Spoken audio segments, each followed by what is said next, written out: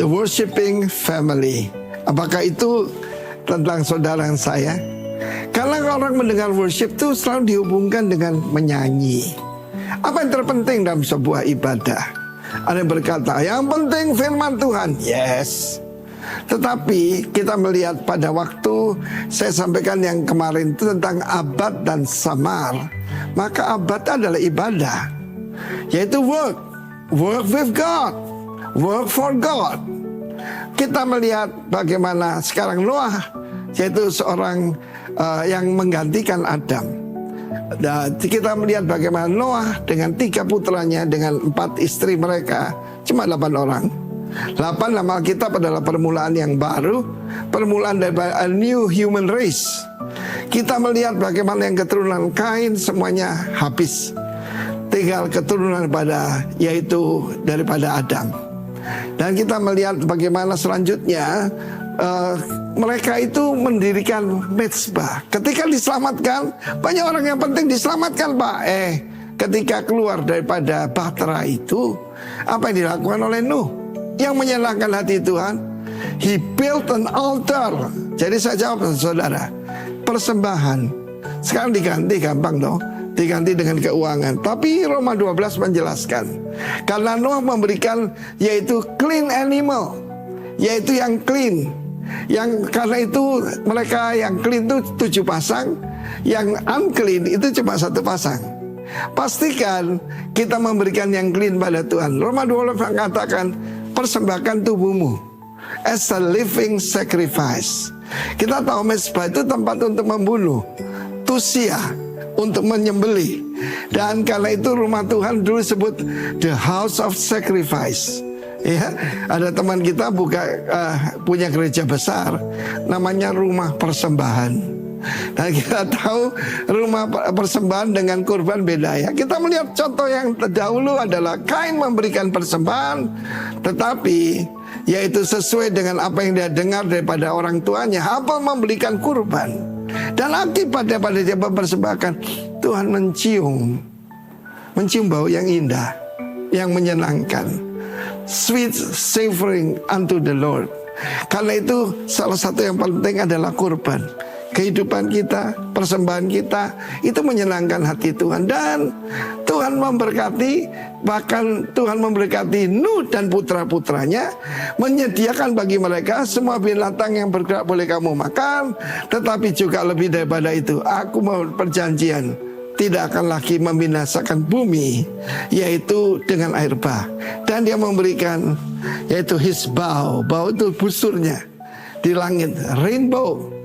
Rainbow adalah perjanjian Tuhan kepada umat manusia.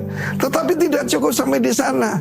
Dia memberikan yaitu berkat diulangi, seperti dulu memberkati manusia pertama, yaitu to be fruitful, multiply, and replenish the earth. Sayang yang 2 hilang.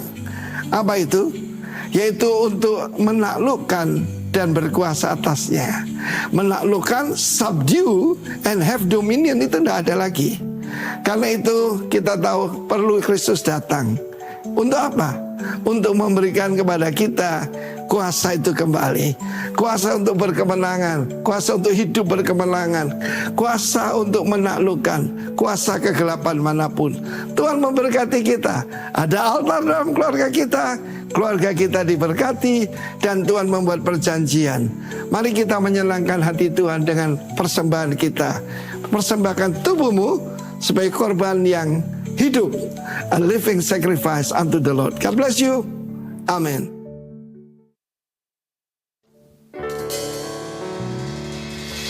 Puji nama Tuhan, shalom. Saya percaya bahwa di ibadah kali ini kita boleh mempersiapkan pujian kita. Sekalipun mungkin ada di antara warga kerajaan Allah hari ini sedang mengalami hal yang kurang baik atau tidak baik. Tapi percayalah bahwa dalam segala keadaan kita punya iman bahwa Allah yang kita sembah sangat amat baik buat setiap kita. Amin. Dia yang membuat kita melewati setiap musim dalam kehidupan kita. Mari bersama-sama kita bersehati. Kita boleh mempersembahkan hormat kita, pujian kita lewat ibadah sepanjang ibadah ini. Yang percaya katakan amin. Mari kita satu hati dalam doa. Kita bersepakat menyatukan iman kita, memberkati bangsa dan kota kita melalui setiap doa yang dinaikkan. Terima kasih Tuhan atas berkat kasih-Mu, kami dapat kembali ke tempat ini beribadah, memuji dan memuliakan-Mu Tuhan. Pagi hari ini Tuhan kami memberkati, berdoa untuk bangsa Indonesia Tuhan. Dan juga kota ini, kota Jember Tuhan. Biarlah kiranya tangan-Mu mengurapi mereka Tuhan, memberkati pemerintahan ini beserta pemimpin-pemimpinnya Tuhan. Biarlah kiranya Engkau memberkati Bapak Presiden, Wakil Presiden beserta jajar-jajarannya ya Tuhan. Biarlah kiranya Engkau juga memberkati Bapak Wakil Bupati dan Bupati Kota Jember ini ya Tuhan. Beserta jajar-jajarannya yang paling kecil Tuhan, RT RW, biarlah kiranya Engkau mengurapi. Biarlah kiranya mereka dapat bekerja dengan baik Tuhan, sesuai dengan kehendak-Mu. Kami juga berdoa Tuhan untuk pemimpin-pemimpin rohani kami. Untuk pemimpin senior kami Bapak Timotius Arifin beserta istri Tuhan. Untuk pemimpin rayon kami Bapak Ishak Latif beserta istri Tuhan. Dan untuk pemimpin sidang kami di tempat ini Tuhan, Bapak Beni Kristanto beserta istri. Biarlah kiranya tangan-Mu turun atas mereka Tuhan. Biarlah kiranya kuasa-Mu turun atas mereka Tuhan. Sehingga mereka dapat memimpin kami, membimbing kami, menuntun kami untuk menjadi semakin mengenal Engkau Tuhan. Kiranya Engkau turun di tempat ini Tuhan dalam ibadah kami. Sehingga kami dapat memuliakan nama-Mu ya Tuhan. Hanya dalam nama-Mu Tuhan Yesus Kristus kami berdoa dan mengucap syukur. Haleluya, amin. Inilah hidup kami kepadamu Tuhan. Kami bawa seluruh hati kami, pujian yang lahir dari hati yang mengasihi akan Engkau. Terima kasih Tuhan.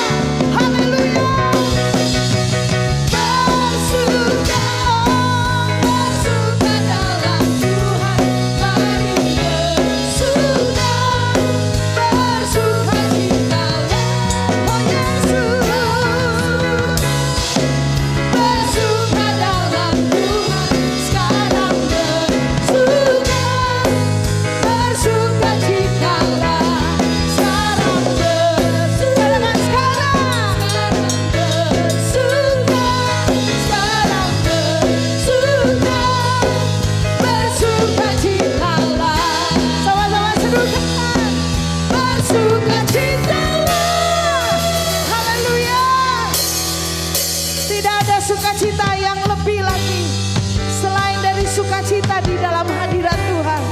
Amin. Sebab Dialah sumber sukacita kita yang sejati. Sebab itu kami merindukan ada di dalam-Mu. Terima kasih ya Tuhan. Terima kasih Yesus. Ku rindu diam di bait-Mu, menikmati anugerah-Mu. Di hadirat-Mu bahagiaku penuh, Yesusku, Kau kerinduanku. Ku rindu diam di bait-Mu, menikmati anugerah-Mu. Di hadirat-Mu bahagiaku penuh, Yesusku, Kau kerinduanku. Menyembah-Mu, amin, Tuhan dan Rajaku, memuji-Mu, Yesus kekasih jiwaku, mengikuti-Mu seumur hidupku. Di hadirat-Mu bahagiaku penuh. Menyembah-Mu, Tuhan dan Rajaku, amin, memuji-Mu, sebab Kaulah kekasih Yesus, kekasih jiwaku, mengikuti-Mu seumur hidupku. Di hadirat-Mu bahagiaku penuh. Dengan penuh kerinduan kami menyembah Engkau Tuhan. Diam di bait-Mu, menikmati anugerah-Mu. Di hadirat-Mu bahagiaku penuh, Yesusku, Kau kerindu, sungguh ku rindu. Untuk diam di dalam-Mu Tuhan, Diam di bait selama-lamanya Yesus. menikmati anugerah-Mu. Hanya diam di hadirat-Mu Tuhan. Di hadirat-Mu Bahagiaku penuh, Yesusku, Kau kerinduanku. Menyembah-Mu, Tuhan dan Rajaku, memuji-Mu, Yesus, oh Tuhan,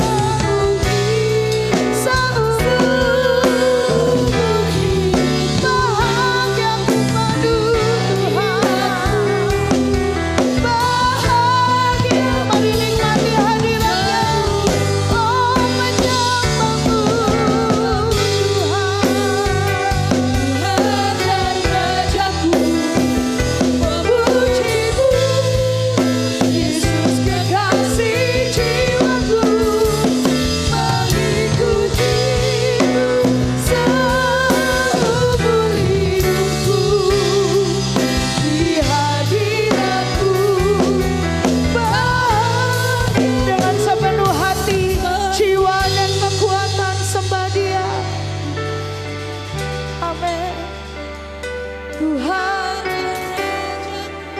glory, haleluya Yesus. Kemuliaan bagi Shekinah glory melingkupi kami di tempat ini. Ora basyara labara labara. Dengan haus, dengan lapar, kami merindukan hadirat-Mu Tuhan. Menyembah-Mu Tuhan, Yesus.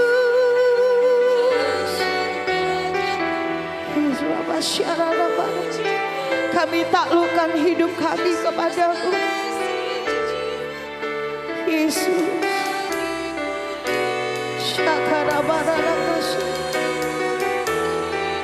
Yesus Tuhan, di hadirat-Mu bahagiaku penuh. Di hadirat-Mu bahagiaku penuh.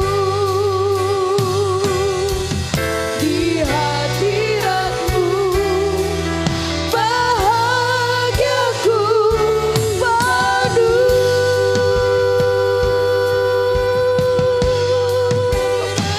Oh Yesus Tuhan, sungguh ku rindu Engkau, lebih dari pengawal, mengharapkan fajar pagi.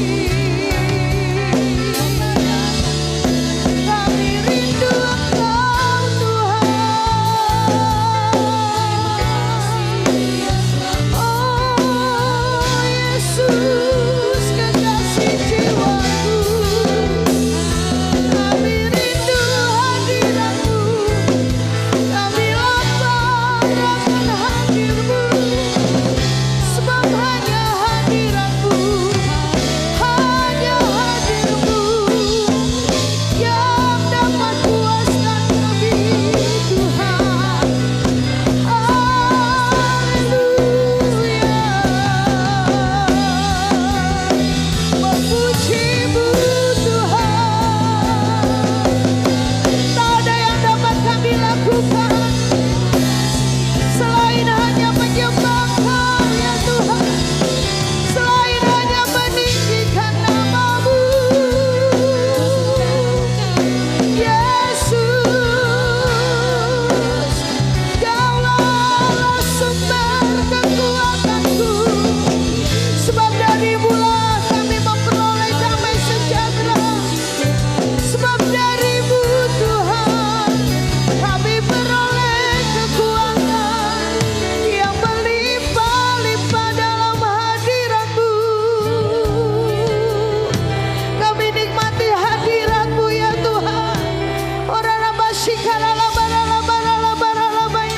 Sebab kami percaya Engkau di tengah kami, menyembah memuji-Mu Tuhan, meninggikan nama-Mu seumur hidup kami, untuk seterusnya dan selamanya. Kami beri pujian bagi Engkau Tuhan. Kami buka hati kepadamu. Kami nikmati aliran kasih-Mu ya Tuhan. Kami nikmati bagaimana Engkau campur tangan dalam hidup kami. Kami nikmati setiap prosesnya. Dan apapun yang kami sedang alami, kami hanya mau mengangkat hati dan tangan kami kepada Tuhan dan berkata, menyembah-Mu Tuhan seumur hidup kami. Menyembah-Mu Tuhan dan Rajaku, memuji-Mu Yesus kekasih jiwaku. Amin. Mengikuti-Mu seumur hidupku. Itu tujuan hidup kami ya Tuhan. Di hadirat-Mu bahagiaku penuh.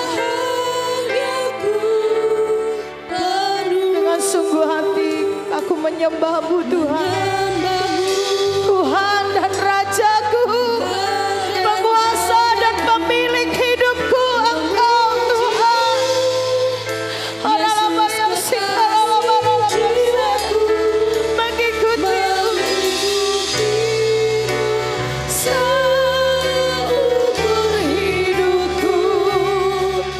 Di hadirat-Mu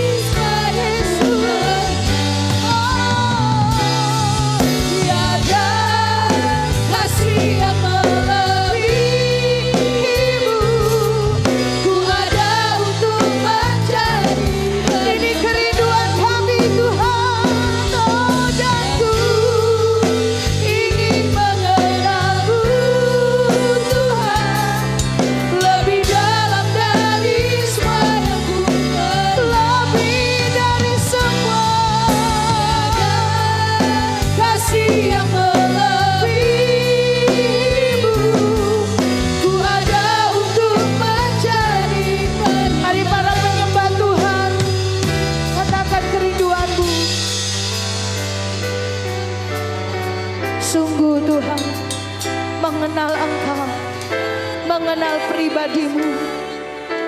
Itu lebih dari semua yang kami perlu. Rabasya. Syararabashikara. Engkau datang menghampiri umatmu yang rindu mengenal Engkau Tuhan. Dan ku mengenalmu Tuhan. Amin. Amin Yesus. Amin Tuhan. Syakaranabaranabaranabarana. Ku ada untuk menjadi penyembahmu. Tutup matamu dan bersyukur kepada Allah yang sampai hari ini Dia rindu untuk dikenal oleh umatnya. Dan mulai naikkan pujian kepada Tuhan.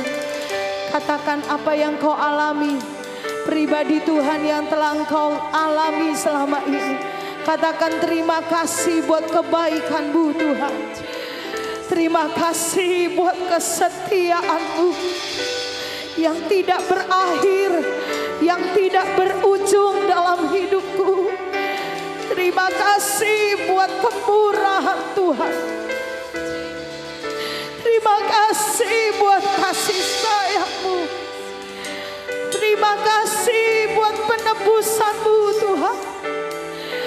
Terima kasih Yesus buat pembelaan-Mu. Terima kasih ya Tuhan. Terima kasih ya Bapa. Terima kasih ya Yesus. Terima kasih ya Roh Kudus. Engkau hidup, Engkau ajaib bagiku Tuhan. Tak pernah kau tinggalkan gerejamu. Tak pernah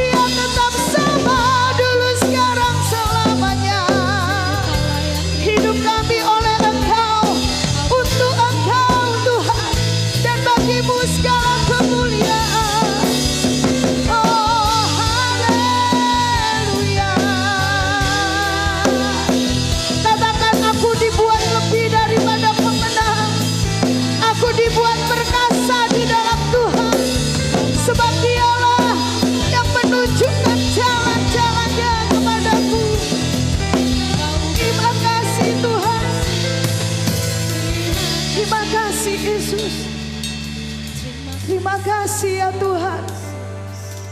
Terima kasih Bapa.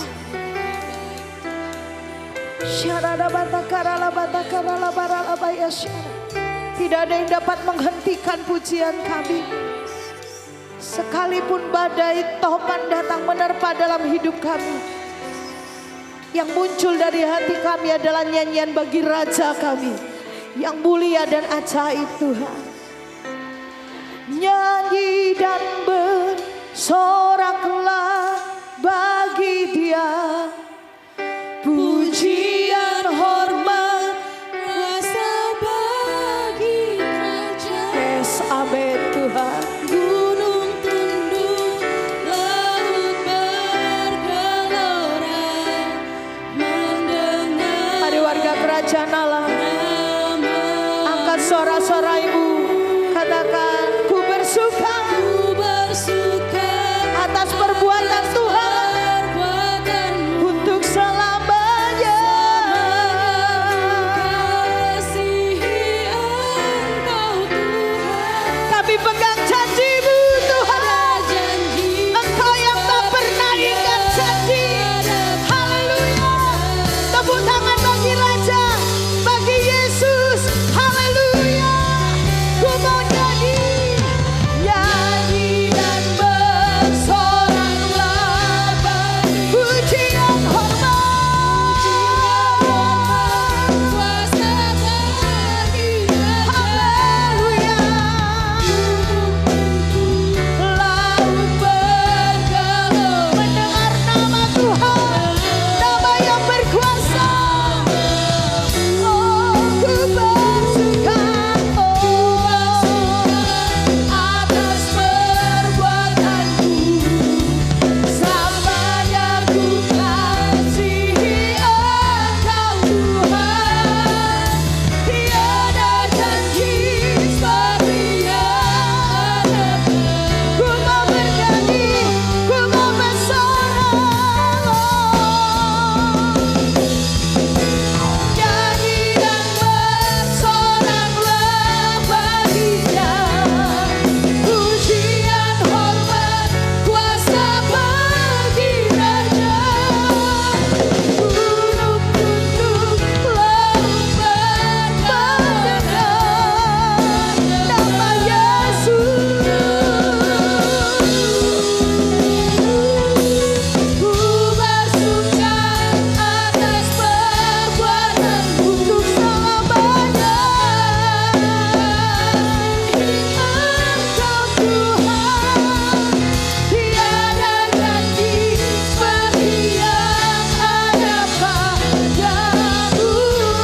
Sekali lagi nyanyi bersorak buat Allah kita. Haleluya. Nyanyi dan bersoraklah bagi-Nya, pujian hormat kuasa bagi Raja. Gunung tunduk, laut bergelora, mendengar nama-Mu. Ku bersuka atas perbuatanmu untuk selamanya.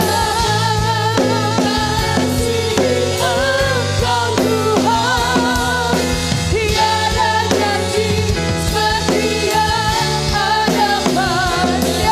Tiada janji seperti yang ada pada. Tiada janji seperti yang ada padamu. Haleluya, haleluya, haleluya. Kami bersyukur punya Allah yang setia, Allah yang tidak maka gagal dengan janjinya, Allah yang selalu menggenapi firman-Nya, Allah yang selalu hadir di setiap musim kehidupan kami, yang berjalan bersama kami di setiap lembah air mata kami, bahkan bukit-bukit penuh dengan sukacita kemenangan kami pun Engkau selalu ada bagi kami. Itu sebabnya Tuhan, biarlah sukacita kami disempurnakan melalui pemberitaan akan firman-Mu. Karena kami percaya melalui kebenaran firman-Mu kami dimerdekakan. Kami ditolong, dituntun, dipimpin, dinasehati, dikuatkan, diteguhkan. ditopang supaya kami tetap kuat sampai akhir. Itu sebabnya pagi ini kami mau nyatakan kepadamu ya Tuhan, kami butuh firman-Mu. Kami haus dan lapar akan firman-Mu. Dan kami rindukan Kau memuaskan kami, memenuhi setiap hati kami dengan kebenaran akan firman-Mu. Terima kasih Tuhan. Hati kami terbuka buat firman-Mu. Kiranya Roh Kudus menolong setiap kami untuk kami mengerti dan paham. Dan hamba-Mu bersandar kepadamu ya Tuhan.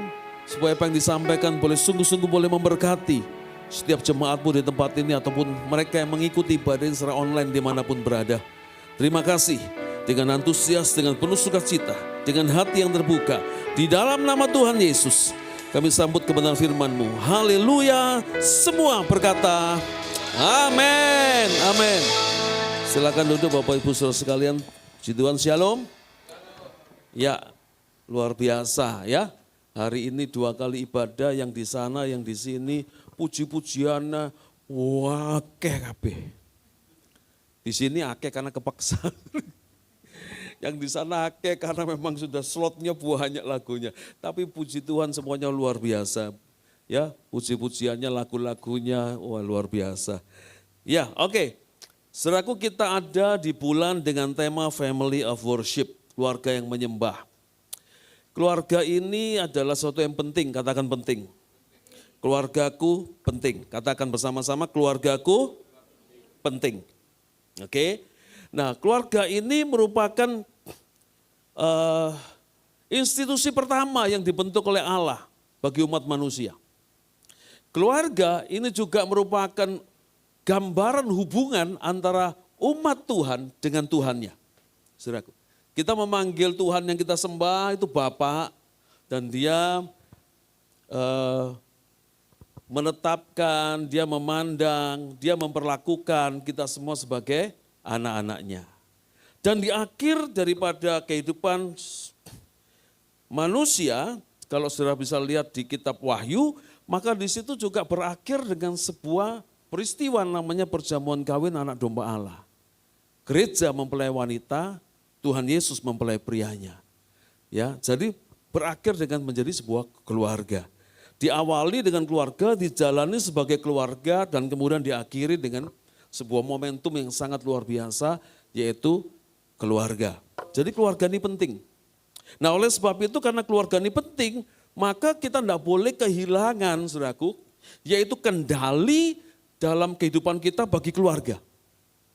Karena keluarga ini penting, maka kita tahu bahwa hidup dan masa depan kita juga tergantung di sebuah institusi, lembaga namanya keluarga. Setiap manusia itu lahir dari sebuah keluarga. Tidak ada manusia yang lahir dari batu, tidak ada manusia yang tidak punya keluarga. Setiap manusia punya keluarga. Setiap manusia dilahirkan dari sebuah keluarga. Setiap manusia mendapatkan pelajaran pertama tentang kehidupan di sebuah keluarga. Setiap manusia memulai perjalanan kehidupannya dari sebuah keluarga dan diakhiri kelak di tengah-tengah keluarga. Itu sebabnya keluarga itu penting. Amin. Ya, puji Tuhan. Nah, oleh sebab itu kita lihat satu ayat ini, saudaraku. Yosua 24 ayat yang ke-15. Tetapi jika kamu anggap tidak baik untuk beribadah kepada Tuhan, pilihlah pada hari ini kepada siapa kamu akan beribadah. Allah yang kepadanya nenek moyangmu beribadah di seberang sungai Efrat, atau Allah orang Amori yang negerinya kamu diami ini. Tetapi aku dan seisi rumahku kami akan beribadah kepada Tuhan. Ini adalah pidato terakhir daripada Yosua di hadapan bangsa Israel. Ya, setelah itu Yosua enggak ngomong lagi. Enggak ada Yosua pasal 25 dan selanjutnya. Tetapi saudara lihat, perjalanan hidup Yosua ini luar biasa. Dimulai ketika dia menjadi hamba dari Musa, abdi Musa dari sejak masa mudanya. Saudara, tetap setia. Meskipun ada orang lain yang berkata negatif terhadap pemimpinnya, Yosua enggak pernah ikut-ikutan. Ada pemberontakan-pemberontakan terjadi, Yosua tetap setia kepada Musa. Musa naik ke Gunung Horeb, saudaraku dikasih Tuhan. 40 hari lamanya, Musa ngikutin. Meskipun kemudian dia harus bertahan, saudaraku. Enggak sampai di puncak. Ya, bertahan di kaki gunung, bertahan supaya tidak bisa sampai ke puncak. Tapi dia terus tidak pernah meninggalkan majikannya, tuannya yaitu Musa. Dia tunggu sampai Musa turun kembali. Yosua dipercaya menjadi panglima perang oleh Musa. Dan memenangkan berbagai pertempuran. Saudaraku, kesetiaannya, integritasnya, kekuatan imannya, waktu diuji ketika dikirim sebagai pengintai oleh Musa untuk mengintai tanah perjanjian, saudaraku, itu yang membuat Musa mendapatkan perhatian di mata Allah. Dan kemudian Allah memutuskan untuk menggantikan Musa dengan Yosua. Yosua disertai oleh Allah masuk ke tanah perjanjian, merebut setiap kota demi kota, setiap jengkal tanah demi jengkal tanah direbut. Saudaraku, dikasih Tuhan dengan caranya Allah. Tapi Yosua lah yang menjadi pemimpinnya. Yosua yang menjadi panglima perangnya. Yosua menjadi orang yang sukses. Pemimpin tertinggi di sebuah bangsa yang besar. Tetapi di akhir daripada kisah hidupnya, Yosua menyadari setinggi-tingginya burung itu bisa terbang, sejauh-jauhnya burung itu bisa terbang, satu kali kelak dia akan kembali ke sarangnya. Amin. Sehebat-hebatnya seseorang itu punya prestasi pencapaian di luar rumahnya, pengusaha sukses, CEO perusahaan besar, punya gelar akademis yang luar biasa, menjadi pejabat hebat, pemimpin besar di luar rumahnya, satu kali kelak dia tetap akan kembali ke rumahnya. Yang merawat dia kembali di masa tuanya, orang-orang yang ada di rumahnya, istri, anak-anak. Amin. Itu sebabnya keluarga akan menjadi awal perjalanan hidup manusia dan akhir dari perjalanan hidup manusia ada di sebuah tempat yang namanya keluarga. Dari ayat ini kemudian saya dapatnya ada 3D. Ada 3 apa? Ada 3 apa? D yang pertama decision, katakan decision. Yang kedua declaration, katakan declaration. Yang ketiga dedication, katakan dedication. Oke. Nah, saudaraku, kita lihat di sini bahwa di dalam ayat ini di hadapan seluruh bangsa itu Yosua mengambil sebuah keputusan. Dia tidak bisa ngontrol keputusannya orang lain. Dia tidak bisa memaksa orang lain membuat sebuah pilihan. Tetapi dia mengambil keputusan bagi apa yang menjadi tanggung jawabnya, yaitu keluarga. Itu tanggung jawabnya Yosua. Dia mengambil posisi dengan benar sebagai kepala keluarga untuk membawa seluruh keluarganya beribadah kepada Tuhan. Tapi bukan cuma beribadah kepada Tuhan, tapi menyembah Tuhan. Terjemahan bahasa Inggrisnya itu, as for me and my house we will serve the Lord. Kata beribadah dan kata menyembah diterjemahkan dengan kata yang sama, yaitu abad. Abad ini, saudaraku, adalah bentuk daripada penyembahan dan ibadah menjadi satu kesatuan, yaitu memiliki pengertian bahwa setiap kali kita melakukan sesuatu, apapun yang kita kerjakan itu menjadi bentuk penyembahan kita kepada Tuhan. Apapun yang kita kerjakan, apapun yang kita lakukan, dimanapun kita berada, itu menjadi bentuk ibadah kita kepada Tuhan. Dengan kata lain, penyembahan ataupun ibadah bukan cuma sekedar ada di sebuah tempat yang bernama gereja, bisa dibatasi dengan 4 dinding yang ada di gereja. Bukan hanya pada waktu tertentu, hari tertentu, jam tertentu saja itu disebut ibadah, itu disebut penyembahan. Tetapi saudaraku, pengertian yang sesungguhnya dari abad ini adalah keseluruhan kehidupan kita. Apapun yang kita lakukan, aktivitas kita di dalam gereja, di luar gereja, di dalam rumah, di luar rumah, di kantor, di toko, di sekolah, di kampus, dimanapun kita berada. Apapun yang kita lakukan, apapun yang kita kerjakan, itulah bentuk ibadah dan penyembahan kita. Amin. Ya, nah itu sebabnya kita mesti punya konsep berpikir yang tepat. Kita mesti selaraskan, kita mesti satukan dulu saudaraku pengertian pemahaman tentang ibadah dan menyembah ini. Supaya kalau kita sudah selaras, sudah sepakat, sudah setujuan, maka saudara bisa lebih mudah memahami akan beberapa materi yang akan saya sampaikan pada pagi hari ini. Saudaraku ya. Nah, saudaraku, pertanyaannya pada waktu itu adalah kenapa keputusan itu dilakukan di Sikem. Kalau saudara lihat Yosua pasal 24 ayat yang pertama, maka dikatakan Yosua mengumpulkan semua suku orang Israel di Sikem. Dipanggilnya para tua-tua orang Israel, para kepalanya, para hakimnya, para pengatur pasukannya, lalu mereka berdiri di hadapan Allah. Saudaraku, dikasih Tuhan ada banyak tempat di Israel, ada banyak tempat di tanah perjanjian itu, saudaraku. Ya, ada banyak tempat yang Yosua bisa pakai untuk mengumpulkan orang Israel dan supaya dia bisa menyatakan keputusannya, mendeklarasikan apa yang menjadi pilihannya di hadapan orang Israel. Tetapi pertanyaannya kenapa Sikem? Dan ternyata saudaraku, Sikem itu menjadi tempat bersejarah. Jadi saudaraku, Yosua bukan asal pilih, bukan asal milih tempat, bukan asal kemudian ngumpulin, tetapi dia tahu ada sejarahnya. Dia tahu ada sebuah latar belakang historisnya terjadi di Sikem. Yang pertama, Abraham pertama kali membangun mezbah di Sikem. Ketika Allah memerintahkan Abraham keluar dari Ur Kasdim, meninggalkan nenek moyangnya, bayi penyembah berhala karena mereka tidak pernah mengenal Allah. Kemudian ketika pertama kali Abraham mengenal Allah, tahu tentang Allah, mendengar suara Tuhan dan memutuskan untuk meninggalkan berhala nenek moyangnya.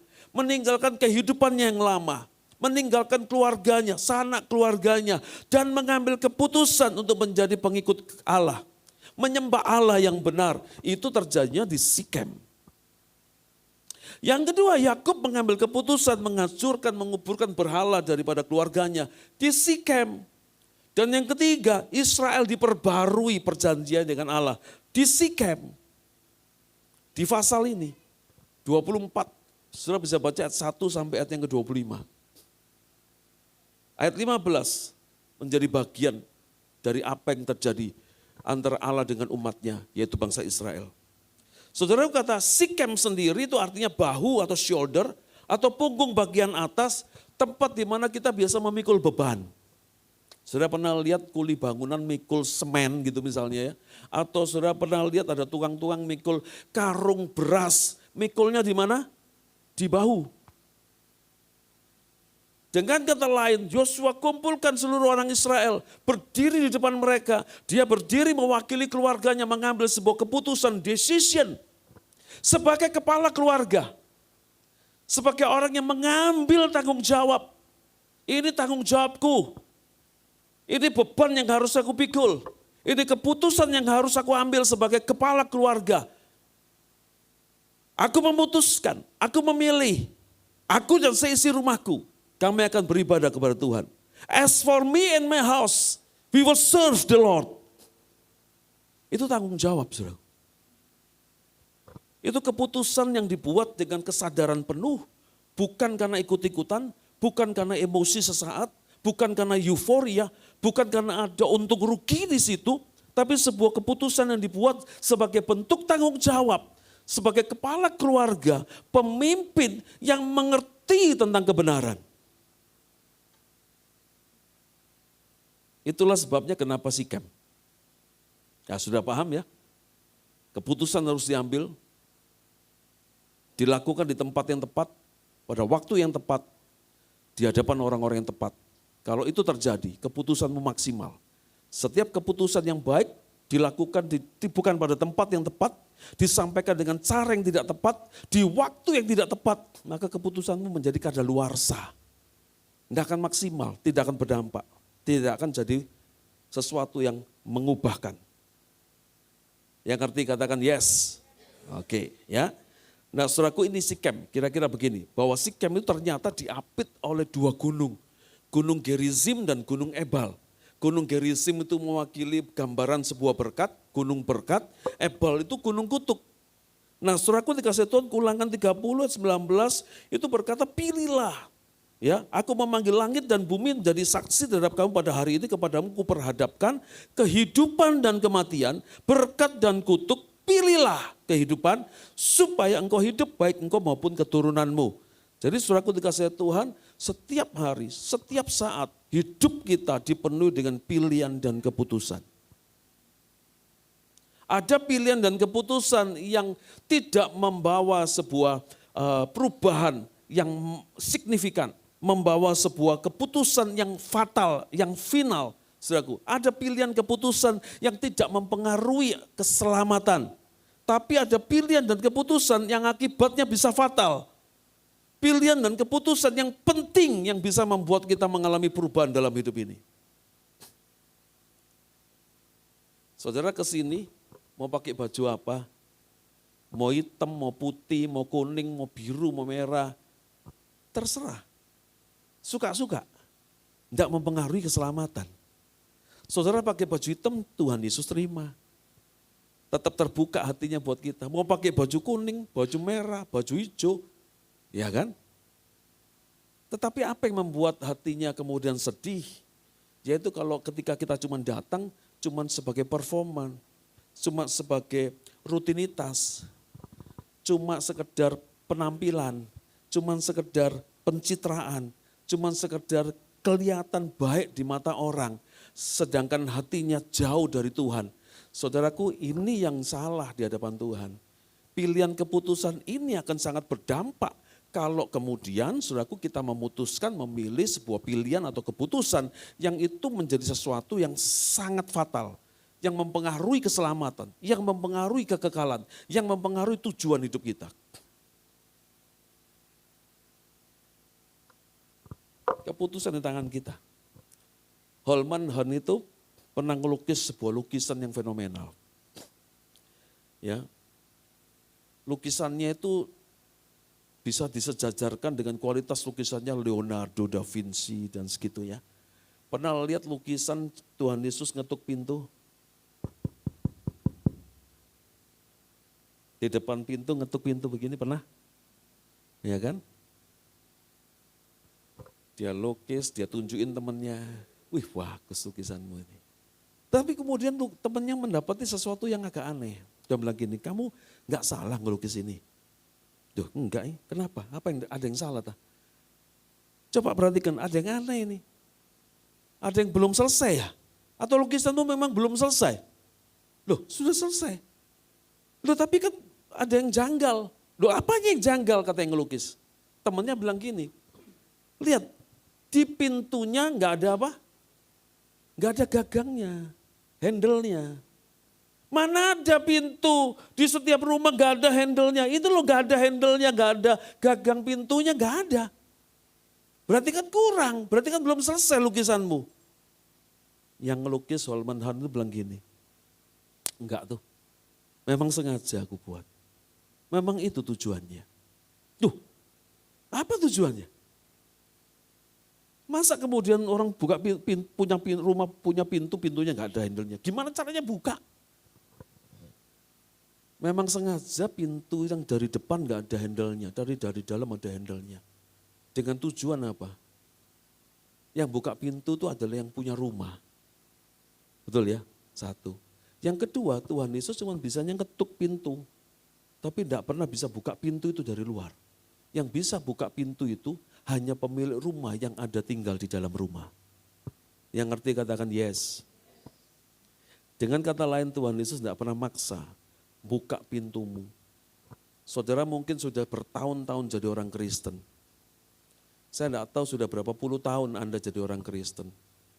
Tapi yang paling penting, adakah pintu hatimu terbuka buat Tuhan Yesus? Amin. Firman Tuhan sudah dengar setiap minggu. Tapi kalau sampai firman Tuhan ini tidak pernah bisa mengubah hidup kita, yang salah bukan firman Tuhannya.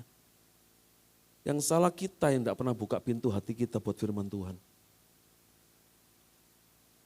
Amin. Nah itu sebabnya saudaraku dikasih Tuhan, pilihlah pada hari ini. Terserah. Gitu kata Yosua di hadapan bangsa Israel. Kamu mau nyembah Allahnya orang di seberang sungai Efrat atau Allahnya orang Amori, saudaraku terserah. Tapi tanggung jawab kepada keluarga ada di pihakku. Nah oleh sebab itu, Bapak Ibu Saudara sekalian, ya mari semua para orang tua. Sebelum saya lanjutkan saya mau tanya dulu. Yang cinta sama anak cucu keturunannya boleh angkat tangan? Yang enggak cinta enggak usah angkat tangan, enggak apa-apa. Yang cinta aja. Cinta sama anak cucumu? Kalau sudah cinta sama anak cucumu jangan cuma diwarisi harta kekayaan. Harta kekayaan bisa habis. Saya ketemu dengan orang di Lumajang, ada satu orang bilang begini, Pak tahu enggak ini orang ini, dulu anaknya orang kaya nih. Zaman kita sekolah, naik sepeda, jalan kaki, dia sudah bawa mobil. Saya pernah diajak bolos naik mobilnya dia, gitu saudara. Ya. Sekarang buat ngontrak rumahnya, buat warganya aja enggak punya uang. Pinjem sana, pinjem sini. Anaknya enggak bisa sekolah. Mesti ngebon ngutang sana supaya bisa ngambil ijazah anaknya. Dulunya anaknya orang kaya. Jadi jangan mengandalkan kekayaan untuk diwariskan kepada anak-anakmu. Wah Pak saya ini kan orang enggak pinter orangnya, tapi saya tahu ilmu pengetahuan itu penting. Yes, saya setuju. Sekolahkan anaknya di sekolah-sekolah terbaik. Sekolah-sekolah hebat di negeri, bahkan di luar negeri. Wah, supaya itu bisa menjadi gantungan hidupnya. Salah. Anakmu tidak bisa bergantung dengan ilmu pengetahuan. Ilmu pengetahuan berubah terus. Anakmu lulus kumlot, 5 tahun, 10 tahun kemudian ilmunya nggak kepake lagi. Kenapa? Teknologi berubah, pengetahuan berubah. Dasar-dasar pola pemikiran manusia berubah. Betul nggak? Dulu yang kita pikir sudah benar, ternyata sekarang karena ada penemuan-penemuan baru. Ternyata salah, ada yang lebih bagus, lebih tepat, lebih akurat. Bukannya saya meremehkan kuliah ya, saya sendiri kuliah, saya sendiri sekolah. Dan saya ikuti beberapa pelatihan, saudara. Di belakang nama saya ada beberapa titel. Ya, saya sekolah. Ujian enggak lulus ini saudaraku ya. Ini klien saya Pak Beni, Pak.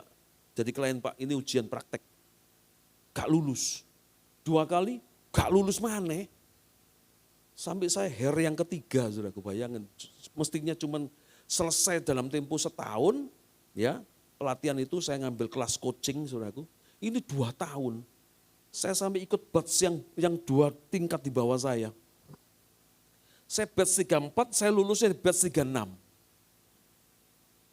Itu pun sudah berdarah-darah, saudara. Tapi saya selesaikan. Tapi apa kemudian bergantung sama itu? Enggak.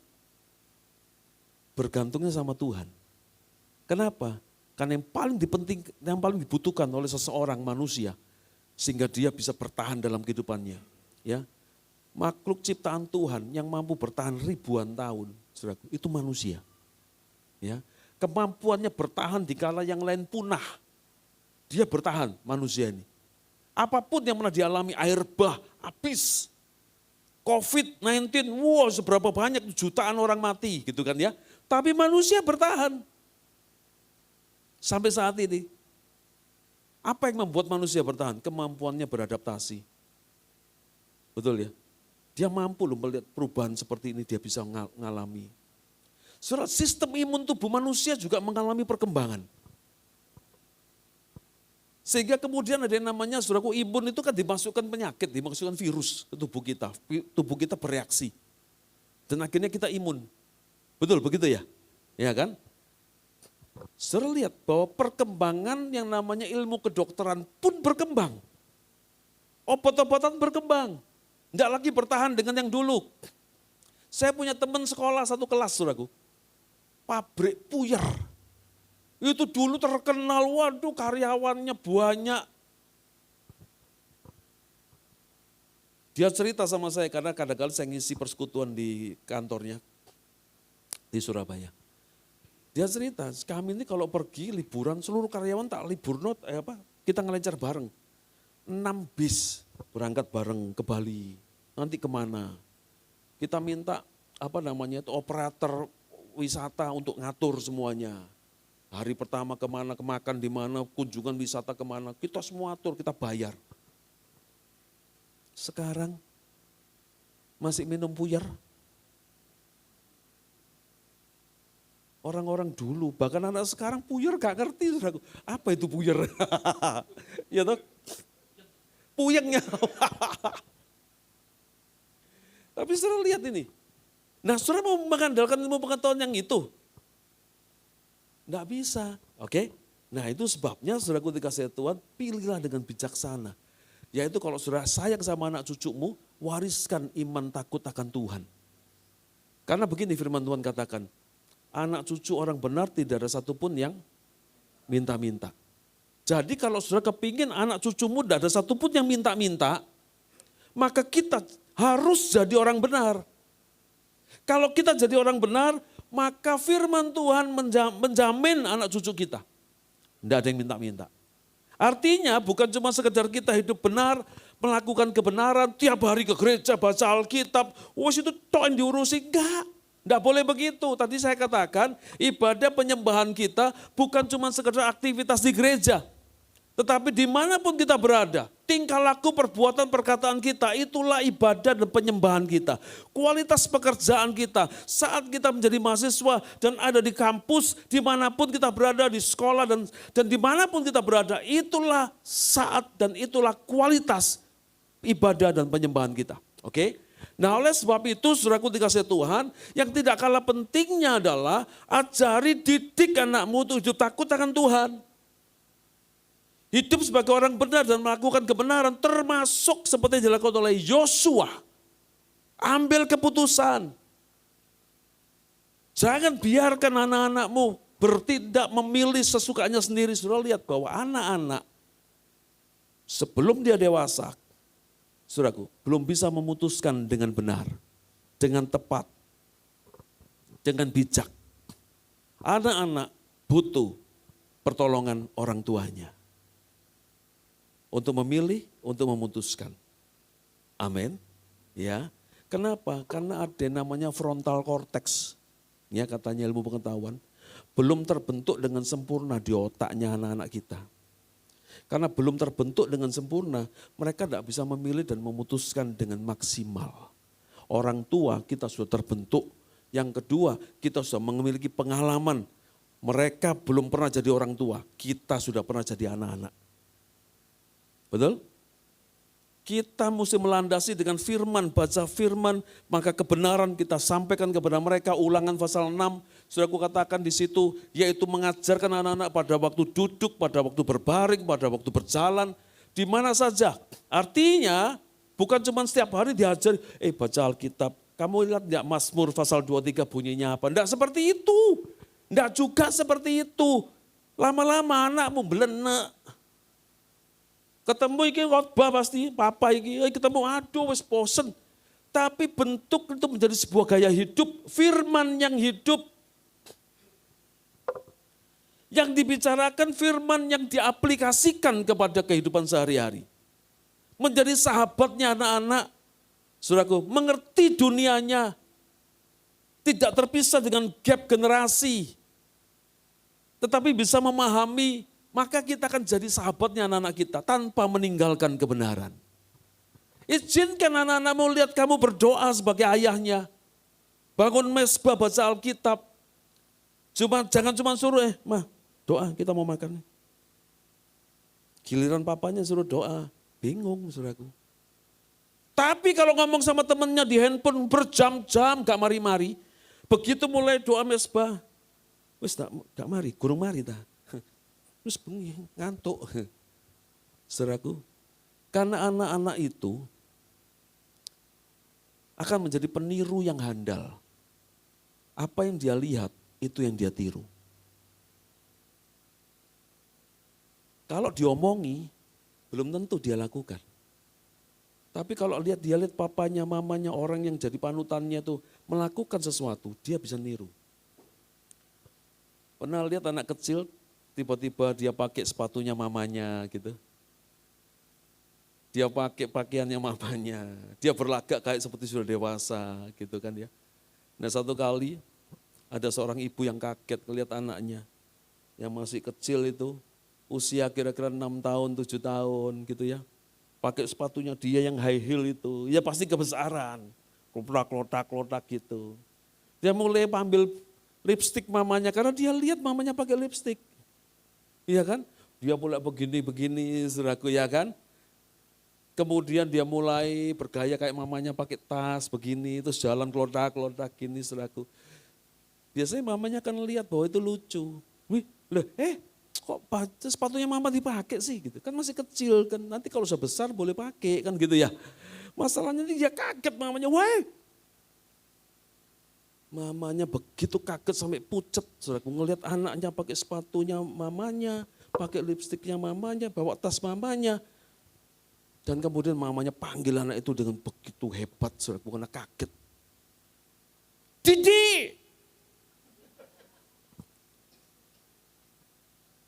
Tahu kenapa dia kaget?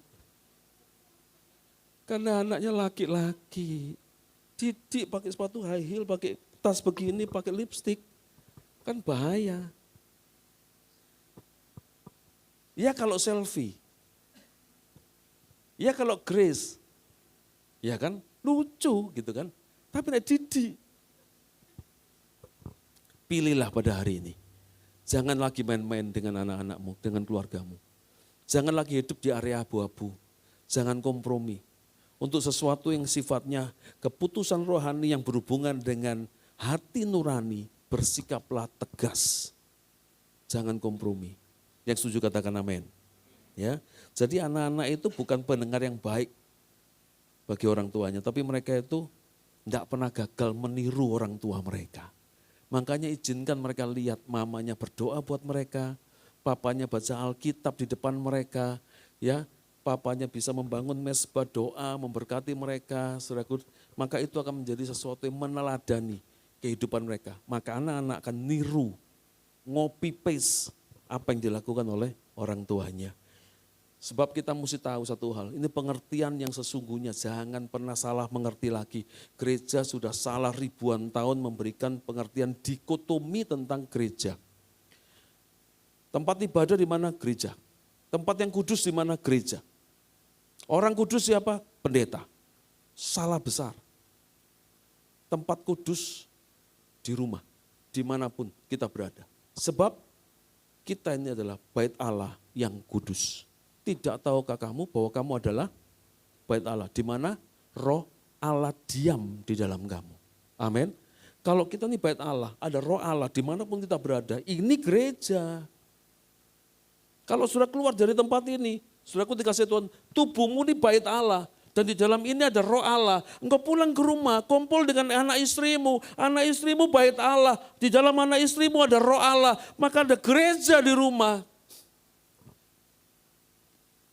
Banyak mana waktu yang kita habiskan di gereja atau di rumah? Di gereja cuma 2 jam. Itu pun nek sing khotbah gak dawa. Nek sing khotbah dawa ya 2,5 jam. Jadi keluarga Kristen itu adalah gereja mula-mula. Di mana gereja itu ada? Di dalam rumah kita, di dalam keluarga kita. Itulah gereja yang mula-mula untuk kehidupan keluarga Kristen. Ya.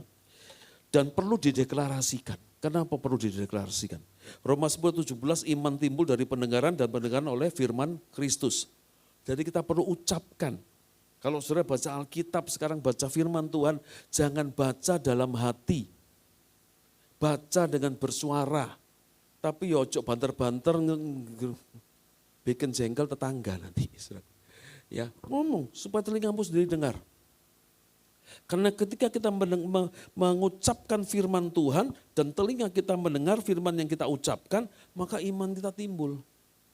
Saudaraku, ya. Dan yang kedua, kenapa perlu dideklarasikan? Amsal 18:21, hidup dan mati dikuasai lidah. Apa yang kita ucapkan itu yang terjadi. Saudara yakin enggak? Ketika anakmu sakit, ya, saudaraku, dan saudara tumpang tangan sama anakmu, saudara berdoa dalam nama Yesus.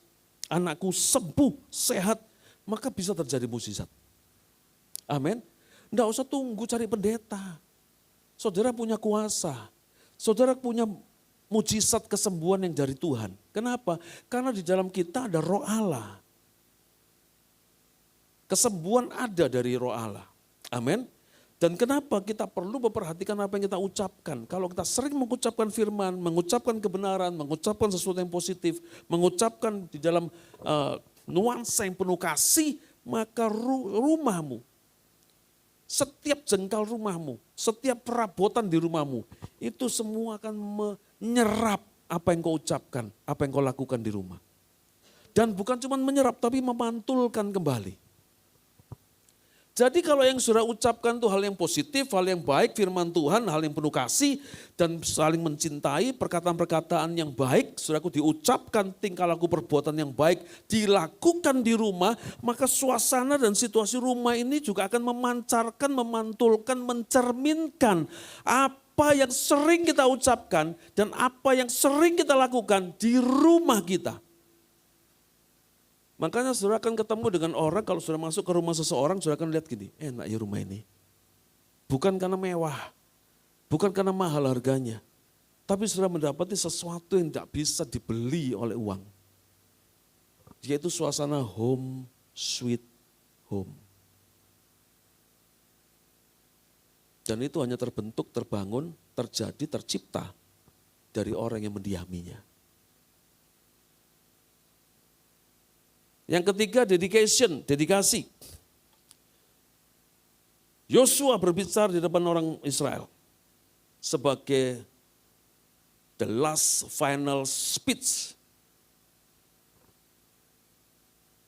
Khotbah terakhir, pidato terakhir, pesan terakhir dari seorang pemimpin besar untuk rakyatnya. Pencapaian kehebatan di medan perang, kesuksesan di setiap pertempuran. Kalau masa sekarang mungkin kehebatan sebagai pengusaha, bisnismen, CEO hebat, pencapaian yang luar biasa. Di pemandangan mata dunia, di pemandangan manusia hebat luar biasa. Tetapi dari mulut orang yang hebat luar biasa ini, muncul sebuah perkataan, yang paling penting keluargamu, rumah tanggamu. Amin. Ada pepatah Cina, filosofi Cina yang bilang begini, generasi pertama membangun, generasi kedua menikmati, generasi ketiga menghancurkan, entekno. Generasi pertama ulet kerjanya. Saya dulu tahun 85 kira-kira lulus SMA sambil kuliah, saya pernah kerja di Kembang Jepun. Itu Chinatown-nya Surabaya. Itu pusat bisnis, pusat duitnya Surabaya di situ. Semua di situ dulu. Partai-partai besar orang-orang Indonesia Timur kalau kulaan barang beli apa itu di situ.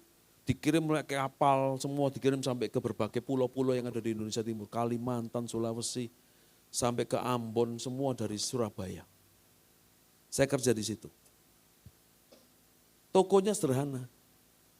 Enggak pakai AC. AC cuma ada di ruangan bos. Ya. Tapi perputaran duitnya luar biasa.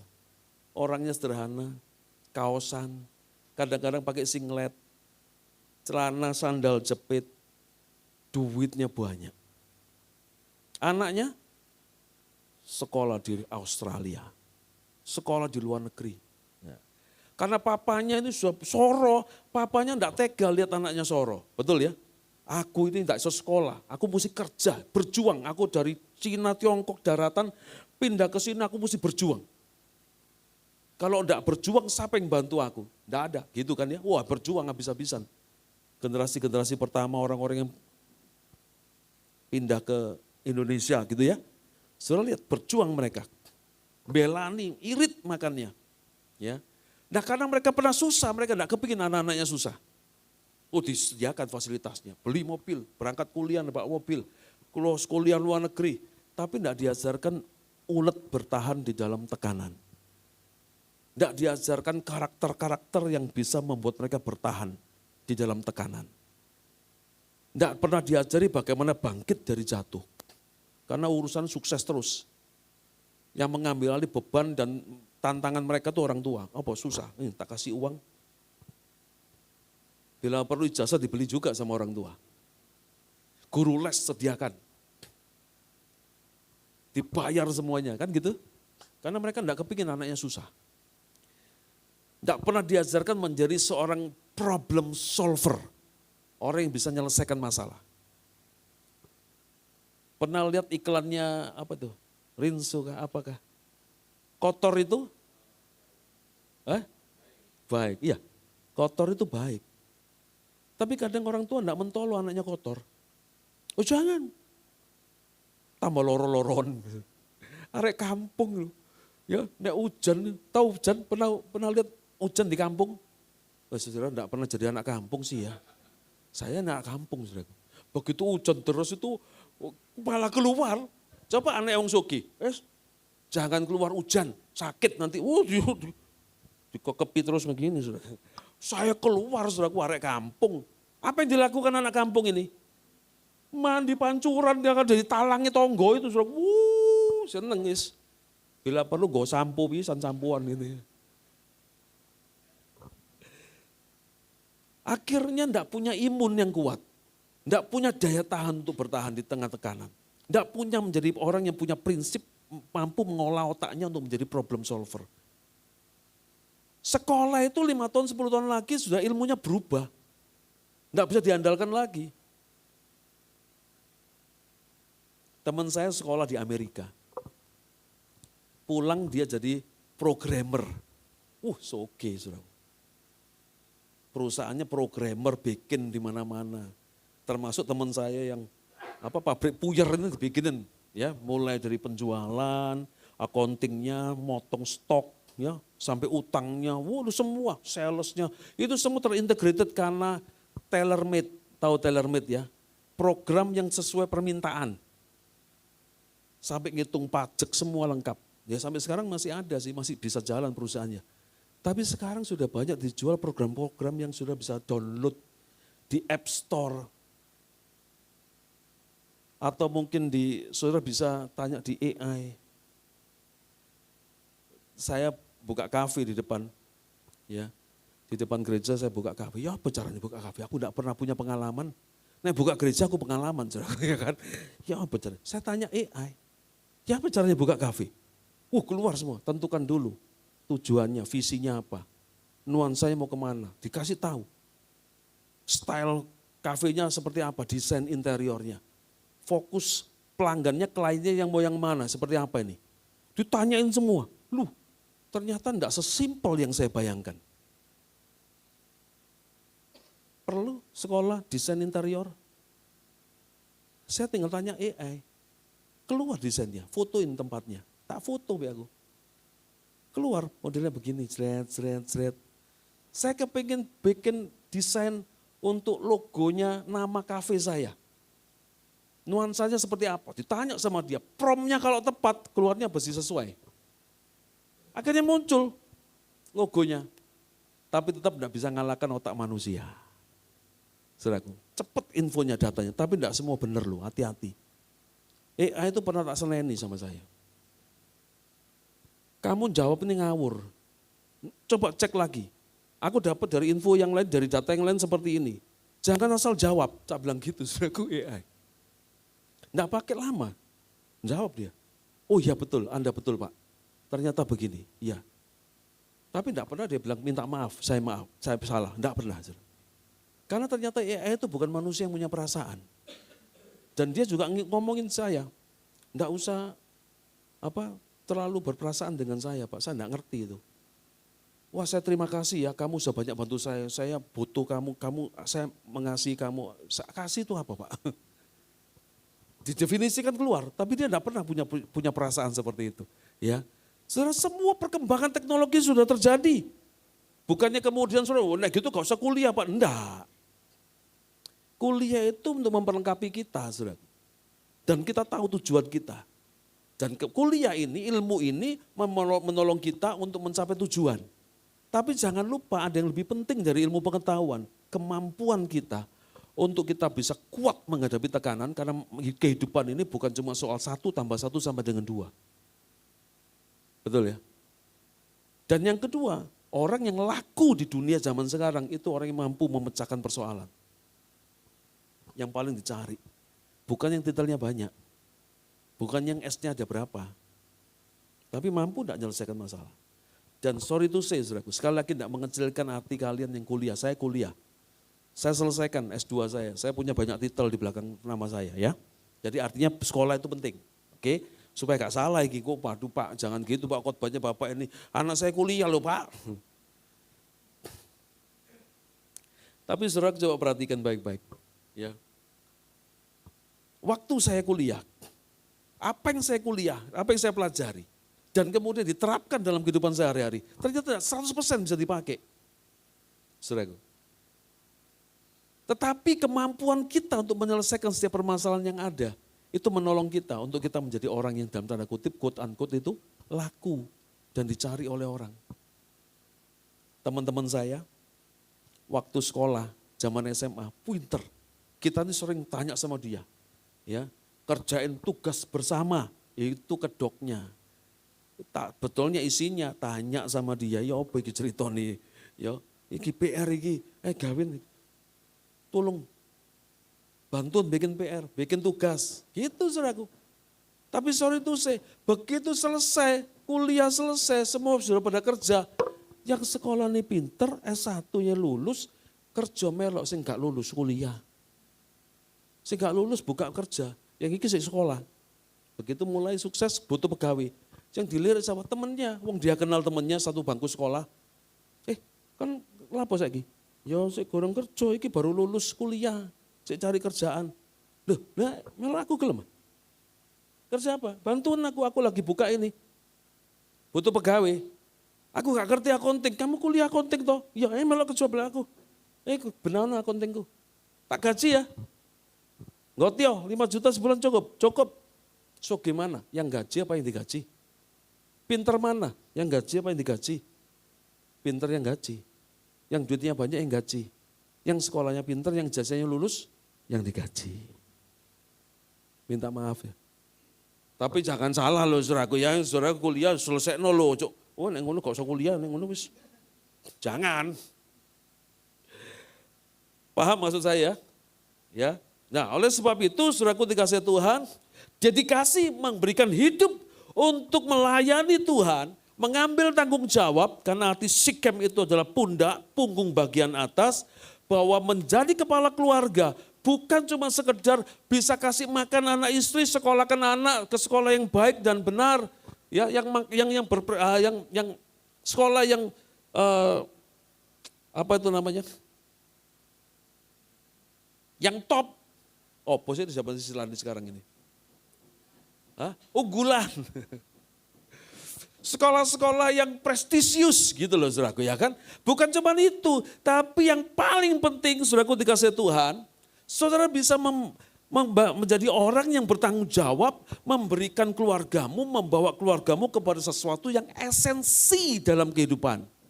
Bukan yang aksesoris dalam kehidupan. Ini yang kita mesti perlu pahami, saudara. Ya, saudara coba gini, saya bawa satu perumpamaan lagi. Penting mana, aksesorismu atau tubuhmu? Ini bisa diganti, rusak bisa dibuang, beli lagi. Tapi tubuh tidak bisa, itu esensi. Penting mana segala macam penampilan dalam hidup ini cuma sekedar supaya dapat pengakuan dari orang, validasi dari manusia lain, atau ke kehidupan yang sesungguhnya di dalam Tuhan terbentuk karakternya, kuat imannya, tidak goyah dengan apapun juga, bertahan dari generasi ke generasi. Penting mana? Yang aksesoris atau yang esensi? Itu sebabnya kalau sudah merasa penting yang esensi, dedikasikan yang esensi ini, yang terbaik kepada Tuhan. Tuhan tidak butuh aksesorismu. Tuhan butuh yang esensi dalam hidupmu, yaitu hati dan seluruh kehidupanmu. Roma 12 ayat 1, tubuh sebagai sebuah persembahan. Itulah ibadah yang sejati, bukan aksesoris. Yang kedua, yang dipersembahkan supaya tidak salah pada waktu mempersembahkan, ya, maka mindset kita mesti berubah. Roma 12 ayat 2, selaras dengan apa yang menjadi kehendak Allah, selaras dengan apa yang menjadi tujuan Allah. Kalau itu berubah, saudaraku dikasih Tuhan, maka seluruh motivasi di Roma 12 ayat 1 mempersembahkan tubuh, hidup ini sebuah persembahan, dan itu menjadi penyembahan dan ibadah kita yang sejati akan menjadi kenyataan karena mindsetmu sudah menerjemahkannya, memprosesnya. Dan kemudian mulailah mengatur segala sesuatunya termasuk sikap, tingkah laku, perkataan, perbuatan yang semuanya itu bersumber dari hati dan pikiran kita, itu menjadi kenyataan dalam kehidupan sehari-hari. Sehingga pada akhirnya tahap yang ketiga, hidupmu mempermuliakan Tuhan dan hidupmu berdampak bagi banyak orang. Itu buahnya. Ini sudah saya sampaikan barusan ya. Jadi mesti dilatih, saudara. Tidak bisa terjadi dengan sendirinya. Anak-anak mesti dilatih. Hidup kita mesti dilatih. Untuk bisa hidup sebagai ibadah, sebagai persembahan kepada Tuhan. Tuhan Yesus memberkati. Yes. Puji Tuhan. Mari kita berdoa. Tuhan, terima kasih buat kebenaran firman yang sudah kami dengar. Kiranya Roh Kudus menolong kami dan kami menjadi seperti yang Tuhan firmankan. Tuhan tolong kami supaya kami bergerak di dalam kehendak-Mu dan dalam kehidupan kami. Sungguh kami menjalani kehidupan yang mempermuliakan nama Tuhan. Terlebih daripada itu Tuhan, biarlah kami mengerti tentang kebenaran-Mu dan pada akhirnya kami boleh membawa keluarga kami. Istri, suami, anak-anak kami semuanya, seisi rumah kami untuk memiliki ibadah yang benar, untuk beribadah, untuk melayani Tuhan, untuk menjadi pribadi yang esensi di dalam penyembahan, menjadi keluarga yang menyembah, yang menyenangkan hati Tuhan dan yang mempermuliakan nama Tuhan. Terima kasih Tuhan. Kiranya Roh Kudus memeteraikan dalam hati kami dan Roh Kudus menolong kami untuk kami mengaplikasikan dan menolong kami untuk kami lakukan dalam kehidupan kami sehari-hari. Biarlah nama Tuhan dipermuliakan melalui kehidupan kami dan keluarga kami. Di dalam nama Tuhan Yesus, semua yang percaya sudah menerima berkat Tuhan. Mari sama-sama kita katakan, amin.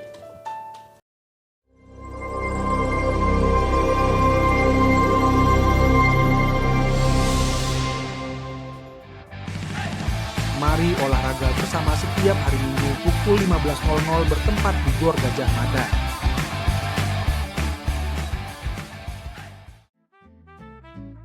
Komunitas Kerajaan atau KK adalah sebuah komunitas yang berkomitmen untuk saling mendukung, saling mendoakan, dan belajar untuk hidup sama seperti Mesias hidup.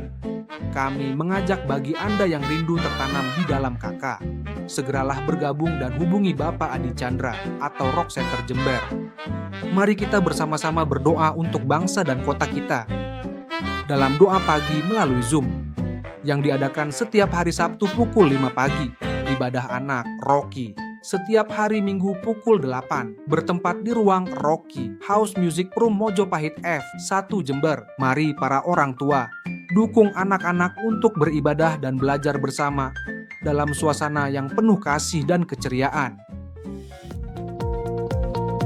Kami mengundang putri-putri kerajaan untuk hadir dalam Wanita Cakap Berdampak 3, Selasa, 21 Juli pukul 13.00, bertempat di GBI Mojopahit Blok SSS, Jember. Bagi putri-putri raja yang rindu diperlengkapi, segera daftarkan diri Anda dengan menghubungi Saudari Devina. Pendaftaran ditutup pada hari Minggu tanggal 19 Juli 2026.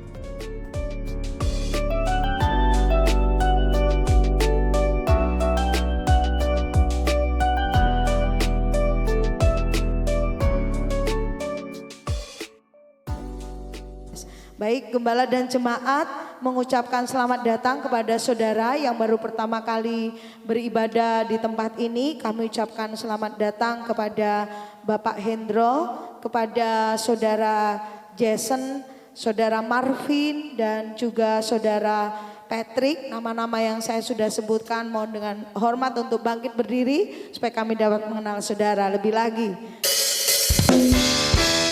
Boleh kanan kirinya memberikan salam. Kami menyambut Anda sebagai bagian dari keluarga kerajaan Allah.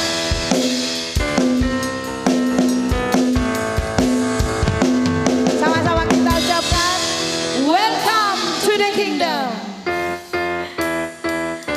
Kita sambut anak-anak raja yang hebat dan luar biasa. Aku anak raja. Aku anak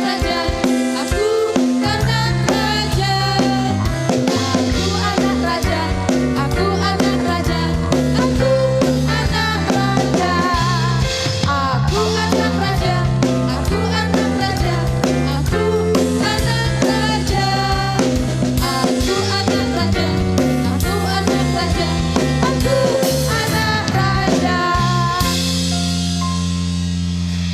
Kita tunggu Glory, ayo Glory.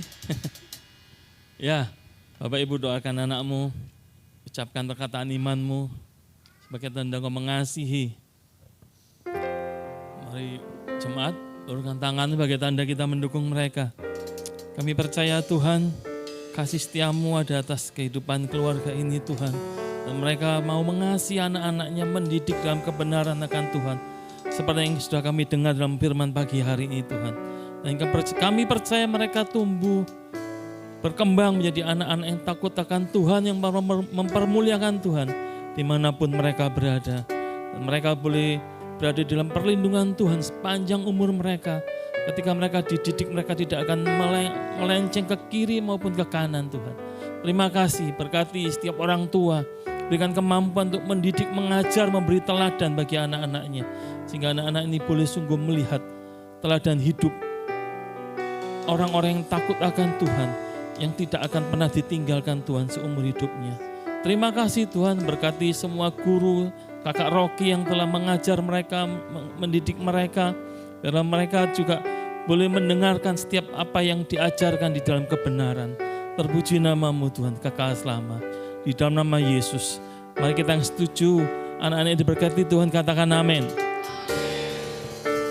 Mari warga kerajaan Allah bangkit berdiri. Berikan salam kanan kiri saudara dan katakan, dalam keadaan apapun tetap menyembah Tuhan.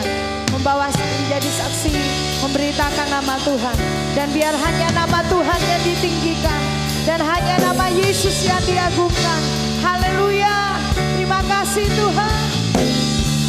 Biar namanya ditinggikan. Dan namanya diagungkan.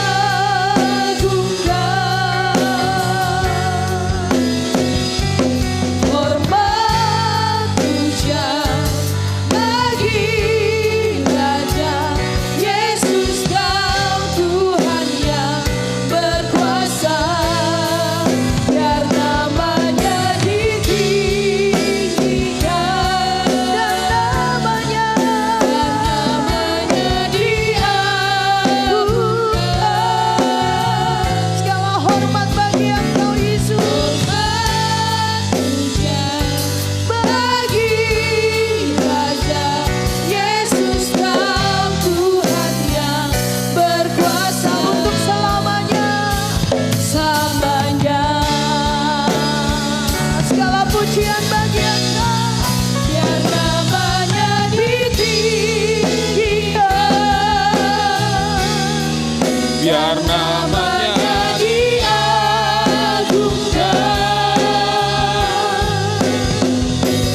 hormat pujian bagi Raja Yesus, Kau Tuhan yang berkuasa. Biar namanya ditinggikan. Biar namanya diagungkan. Segala hormat pujian bagi-Mu. Hormat pujian bagi Yesus, Kau Tuhan yang berkuasa. pujian. Hormat pujian bagi Raja Yesus, Kau Tuhan yang berkuasa. Hormat pujian bagi Raja Yesus, Kau Tuhan yang berkuasa selamanya. Berikan sorak-sorai bagi Raja kita, katakan haleluya. Terima kasih Tuhan, di akhir ibadah ini kami percaya sakit disembuhkan, susah dihiburkan, apapun keadaan kami pagi hari ini kami dipulihkan. Terima kasih Tuhan, memberkati seluruh hamba-hamba Tuhan yang sudah melayani sepanjang ibadah ini. Bahkan setiap anak-anak-Mu yang sudah mempersiapkan tempat ini Tuhan. Berkat-Mu turun atas setiap hidup mereka dan pengurapan Allah dalam hidup mereka. Dan pagi hari ini kami jemaat Tuhan bersehati memberkati orang tua rohani kami, Bapak Ishak Latif bersama dengan istri. Kami terus berdoa buat hamba-Mu Tuhan. Kiranya kekuatan, kesehatan, hikmat yang daripada Tuhan turun atas hamba-Mu. Sehingga setiap umat yang dikembalakan, bahkan kami sebagai anak-anak rohani di tempat ini, kami boleh semakin bertumbuh di dalam Tuhan, semakin dipertunangkan kepada Kristus Yesus Tuhan. Oleh sebab itu Tuhan, kami bersama dengan jemaat Tuhan memberkati hamba-Mu ini Tuhan. Orang tua rohani kami Bapak Ishak Latif bersama dengan istri, kiranya anugerahkan dengan kekuatan yang daripada surga turun atas hamba-Mu. Sebab kami percaya perkara-perkara hebat dan besar akan Tuhan percayakan dalam kehidupan hamba-Mu. Oleh sebab itu kemampuan ilahi yang dari surga turun atas hamba-Mu ini di dalam nama Tuhan Yesus Kristus. Terima kasih Bapa. Dan sebelum kami pulang, kami akan memberikan persembahan, dan biarlah persembahan kami persembahkan dengan penuh sukacita, karena kami tahu Tuhan sudah memberkati kami dan Tuhan sudah mengerjakan segala sesuatu atas setiap kehidupan kami. Mari kekasih-kekasih Tuhan, keluarga kerajaan Allah, angkat tanganmu di hadapan Tuhan. Pulanglah dan bawalah anugerah Tuhan yang besar yang turun atasmu, yang menyertai setiap perjalanan kehidupanmu. Sekalipun masa-masa sukar terjadi atas hidupmu, tetapi akulah Tuhan yang memberkati, yang menyertai perjalanan hidupmu. Jangan takut dan jangan gentar, sebab akulah Tuhan Allahmu. Terima kasih Tuhan, memberkati keluarga dan rumah tangga umatmu, memberkati pekerjaan tangan umatmu, memberkati sekolah studi anak-anakmu ini Tuhan. Dan biarlah apa yang kami kerjakan semuanya mempermuliakan nama Tuhan. Dan aku mengurapi dan mengutus engkau untuk menjadi perwakilan kerajaan Allah dimanapun engkau berada, sehingga lewat hidupmu nama Tuhan dipermuliakan. Pulanglah dan bawa anugerah Tuhan yang besar ini di dalam anugerah dari Allah Bapa, Putra dan Roh Kudus yang mengalir dalam hidup kita dari sekarang dan sampai selama-lamanya. Di dalam nama Tuhan Yesus Kristus, umat Tuhan yang berkemenangan dan diberkati semua katakan amin. Tuhan Yesus memberkati. Selamat hari Minggu.